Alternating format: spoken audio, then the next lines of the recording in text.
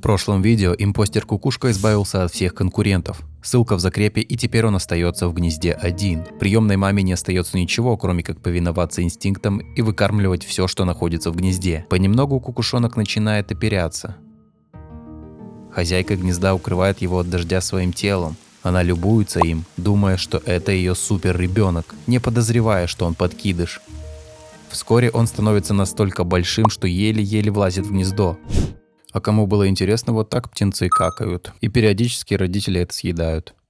Он машет крыльями, имитируя еще 2 птенцов, чтобы мать приносила больше еды. Через 21 день он покидает гнездо. Но мать его будет кормить и учить охотиться, после чего кукушонок улетит восвояси.